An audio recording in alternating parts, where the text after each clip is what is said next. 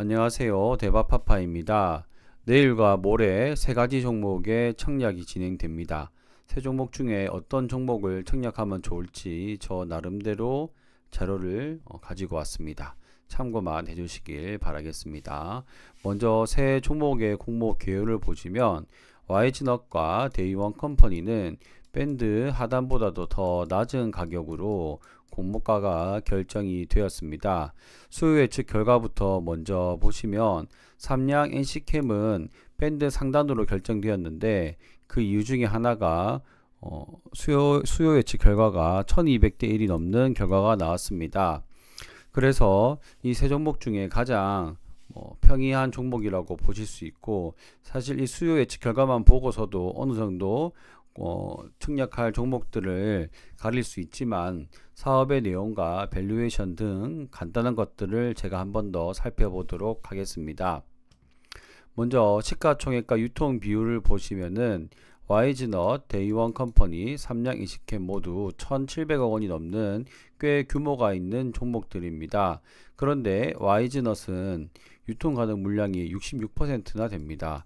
이것만 해도 좋지 않은데 기존 주주 물량이 또 1,300억 원, 60% 이상이 되기 때문에 굉장히 높은 유통 물량과 오버행 이슈가 있다라고 볼 수가 있습니다. 그리고 데이원 컴퍼니는 32% 570억인데 사실 570억이 예전 같았으면 청약을 아예 못할 만한 비율은 아니겠지만 최근에는 570억도 꽤 부담이 되는 유통 가능 물량입니다.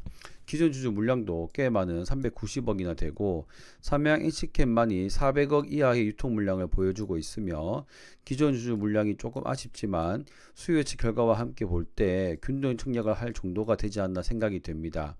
데이원 컴퍼니는 패스를 할 예정이고 YG넛은 패스를 할 건데 밸류에이션상 이제 밴드 하단으로 결정되면서 단타를 조금 노려봐도 되지 않을까 싶은 생각을 가지고 있습니다.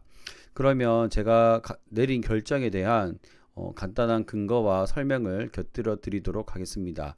시간이 바쁘신 분들은 제 이 결론만 보셔도 무방하고 제 다른 내용에 관심 있으신 분들은 조금만 더 뒤쪽 내용을 들어주시면 감사하겠습니다. YG넛입니다. AI 관련 기업이라고 보시면 되겠고요.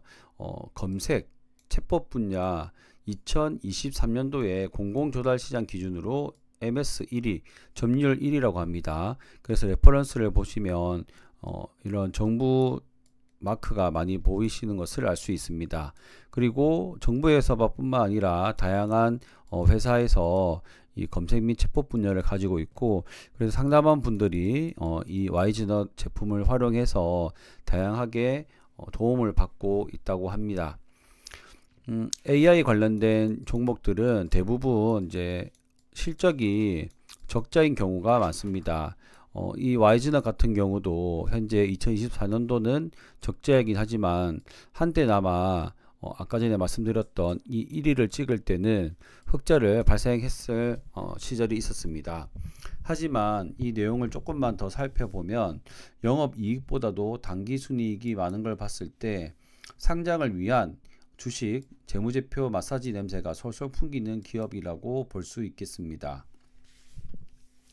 YG넛은 유사기업과 비교해서 한글과 컴퓨터, 엠로, BI 매트릭스 이 세 개 종목과 비교를 했는데요.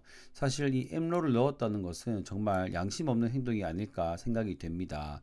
삼성 SDS 즉 삼성 계열로 편입이 되었으며 삼성과 관련된 SCM 사업이라고 하는 다양한 원자재 그리고 구매 이런 것들과 이 YG넛의 사업이 전혀 유사한 것이 보이지 않기 때문에 그냥 이 SCM 사업에서 AI를 조금 활용한다는 그것 하나만으로 이렇게 PER 60배가 되는 기업을 가지고 왔다는 게 정말 양심 없는 행동이 아닌가 생각이 됩니다. 그리고 한글과 컴퓨터도 여기에서는 PER이 23배밖에 되지 않지만 거의 모든 공공기관에서 한글과 컴퓨터 이제 한글 프로그램을 가지고 사용하고 있기 때문에 조달청 기준 1위와 거의 모든 공공기관이 사용하는 한글과 컴퓨터는 비교할 대상이 하기에는 조금 부족하지 않을까 생각이 됩니다. 그래서 주당 평가 가액을 36,000원으로 잡는 사실 만행에 가까운 공모가 산정 요약표를 하였는데요. 다행인지 불행인지 공모 가격을 17,000원으로 줄여서 2026년 미래이익 기준으로는 PER이 16배로 떨어졌습니다. 자, 그래서 제가 단타는 조금 노려본다라고 말씀드렸던 이유가 한국화 컴퓨터 PER 23배이고 여기 같은 경우는 16배이지 않습니까? 사실 이 정도의 오버행 이슈라면 단타를 제가 노리는 까닭이 바로 이 기존 주주 물량이 초반에 많이 나올 거라고 생각이 됩니다. 초반 9시 장 시작을 하고 나면은 한 30분에서 1시간 정도 기존 주주 물량이 굉장히 많이 나올 걸로 생각이 되고요. 공모가 아래로 쭉 떨어지지 않을까 생각이 됩니다. 그래서 저는 청약은 하지 않고 시세를 보고 있다가 제가 생각한 부근까지 떨어지게 된다면 그때부터 분할 매수를 해서 이제 단타로 조금 접근을 해볼까 생각하고 있습니다. 아까도 말씀드렸듯이 기존 주주 물량이 워낙 압도적으로 많기 때문에 청약을 넣기에는 상당히 부담감이 많이 있습니다. 그래서 제 생각은 너무 밸류가 무겁고 시가총액이 무겁고 밸류가 안 좋았기 때문에 패스할 만하지만 밴드 하단 미만으로 결정되면서 밸류가 조금 좋아졌고 그래서 단타를 노려볼 생각입니다. 상장일 매도세는 무조건 거세지 않을까 그렇게 생각합니다. 다시 정리하면 YG넛은 패스하고 저는 단타를 노려볼 예정입니다. 두 번째 종목은 데이원 컴퍼니인데요. 데이원 컴퍼니는 성인 온라인 교육 컨텐츠라고 하는 우리 주변에서도 자주 봤던 그런 사업의 내용입니다. 그 중에서도 패스트 캠퍼스라고 하는 이 브랜드가 매출의 40% 이상을 해마다 차지하고 있습니다. 여기에 이 직장인 대상으로 하는 B2C고요. 그리고 패스트 캠퍼스 비즈니스에서는 B2B 기업 고객을 대상으로 하는 구독제 및 추강 서비스를 하고 있다고 합니다. 여기에 보시면 고객들이 원하는 흥행 컨텐츠 기획을 위해서 굉장한 인플루언서라고도 볼 수 있고 어떻게 보면 연반인이라고 할까요? 일반인이지만 굉장히 영향력 있는 사람들 이런 분들을 데리고 와서 강의를 컨텐츠 기획을 하는 그런 사업의 내용이 흥미로웠습니다. 하지만 이제 유통 물량이나 기존 주주가 최근 공모 시장에서는 소화하기에 조금 무거워 보이는 감이 있고요. 시가총액도 1,700억 원이 넘어갑니다. 재무제표를 보시면 해마다 적자를 기록하고 있는데 이 적자가 그냥 적자가 아니고 영업이익조차 제대로 내지 못하고 있고 2023년도에 살짝 영업이익이 조금 났잖아요. 저는 이것도 아마 2024년 상장을 노리고 마사지 한 게 아닌가 생각이 됩니다. 온라인 강의 같은 경우는 생각보다 마케팅 비용이 많이 들고 그리고 최근 비슷한 내용의 마케팅과 그리고 비슷한 내용의 사업을 하는 회사들이 비상장 회사들이 꽤 많기 때문에 경쟁도 치열하다고 볼 수 있겠습니다. 그래서 이 데이원 컴퍼니는 꼭 상장하기 위해서였는지 모르겠지만 3개월 환매 청구권을 주었습니다. 환매 청구권은 쉽게 마이너스 10%로 손실이 제한된다고 보시면 되겠고요. 비교 기업을 살펴보시면 정말 이 데이원 컴퍼니도 양심 없는 비교 기업을 선정했습니다. 멀티 캠퍼스를 제외하고는 유사 기업으로 볼만한 기업들이 하나도 없습니다.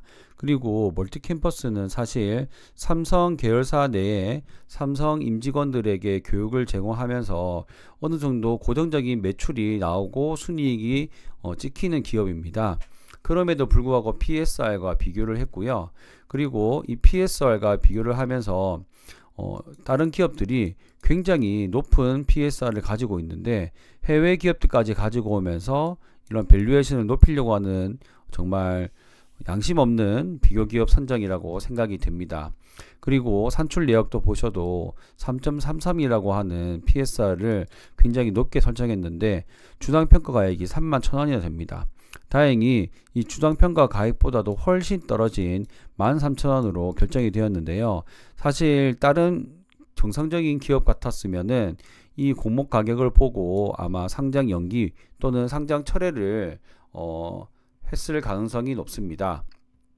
하지만 공모가를 대폭 낮추면서 이렇게 상장을 진행하게 되었습니다. 멀티캔버스가 가장 유사하다고 말씀드렸는데요. 이 멀티캔버스는 1671억 원의 시가총액을 가지고 있는데 PER이 5배밖에 되지 않습니다. 즉 연간 300억 이상을 벌고 있기 때문에 그 1671억 원 회사인데요. 그런데 데이원 컴퍼니는 적자 회사임에도 이것보다 더 시가총액이 높은 1763억 원이나 됩니다. 그래서 기존 주주들도 아마 발등에 불 떨어졌을 것 같은데요. 2018년도와 2019년도에 들어왔던 기존 주주들은 4,000원, 7,000원대로 생각보다 낮은 가격이지만 2021년도부터 들어왔던 3자 배정을 받은 유상증자 배정 받은 주주들은 17,000원, 21,000원 등 높은 가격으로 물려 있다라고 보실 수 있겠습니다. 정말 상장에 목숨을 걸었다라고 생각이 들 정도로 제 생각에도 이 회사 같은 경우에는 클래스 101 같은 회사도 굉장한 적자를 기록하면서 투자를 받지 않으면 운영이 힘들다고 하는데요. 그만큼 상장에 목숨을 걸었구나. 아마 이번 상장을 못하면 앞으로 하기 힘들다라고 생각을 한 것 같습니다. 그래서 환매 청구권까지 넣어서 이렇게 꼭 상장했지만 환매 청구권이 있는데 제가 패스하는 경우는 잘 없지만 저는 이것도 패스를 하도록 하겠습니다.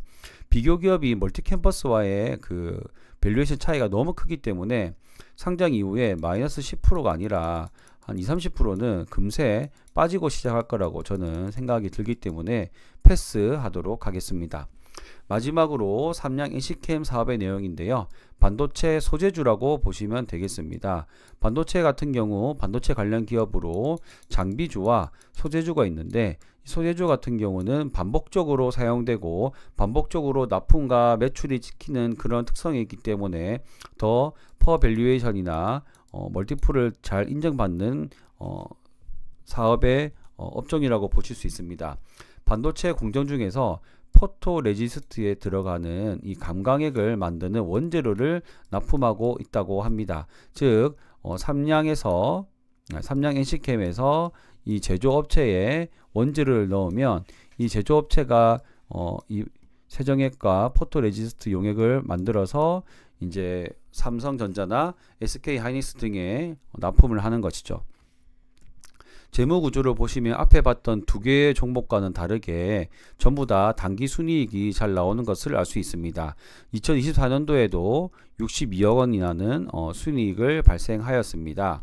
그리고 비교 기업을 보시면 아쉽게 레이크 머티리얼즈 밸류에이션이 꽤 높긴 하지만 그럼에도 불구하고 EV 에비타 적용으로 해외 기업이 들어와서 오히려 밸류에이션을 낮추는 양심적인 모습을 볼 수 있었습니다. PER 밸류에이션으로 전환해 보면은요, EV 에비타 같은 경우에는 다양한이 아니고 큰 고정비가 들어가는 고정시설이 있는 경우에 적합해서 소재 기업도 이렇게 밸류에이션을 하는 것도 괜찮지만 우리가 자주 사용하는 퍼 밸류에이션을 본다면 연환선 했을 때 2024년도는 약 84억 원 정도를 볼 수 있습니다. 공모가 기준 시가총액이 1,900억 원이기 때문에 퍼 밸류에이션이 23 정도가 됩니다. 미원 상사의 경우 15, 레이크 머티리얼즈 같은 경우에는 44배가 되는데 그렇게 따진다면 23도 싸진 않지만 그렇게 많이 비싸다고는 볼 수가 없는 게 아닌가 하고 생각이 됐습니다. 그래서 실적이 나오고 반도체 소재주이기 때문에 반도체 소재주의 경우 어느 정도 반도체 사이클만 잘 탄다면 퍼밸류에이션 20은 거의 항상 나왔었기 때문에 그래서 나쁘지 않은 밸류에이션이라고 생각이 되고요. 최근에 삼성전자가 SK하이닉스나 미국에 있는 반도체 관련 기업들과 비교했을 때 조금 빌빌대고 있지만 그럼에도 불구하고 이 소재주로서 비싸게 상장하는 건 아니라고 생각됩니다. 물론 싸지도 않은 것 같습니다. 그리고 수요치 결과가 1200대 1이 넘는 등 그나마 좋습니다. 의무 보유 합격은 아쉽지만 그럼에도 불구하고 참여 건수가 굉장히 많았다는 점이 괜찮아 보였고요. 밴드 상단으로 결정돼서 아쉽긴 하지만 그래도 균등 청약은 할 정도가 되지 않을까 생각이 됩니다. 자, 이렇게 해서 오늘은 조금 길었지만 제가 영상을 여러 개 올리는 것보다 세 가지 종목을 한꺼번에 말씀드리면 여러분들 시간이 더 절약될 것 같아서 이렇게 세 종목을 간단하게 말씀드렸고요. 이렇게 긴 영상 끝까지 시청해 주셔서 정말 감사합니다.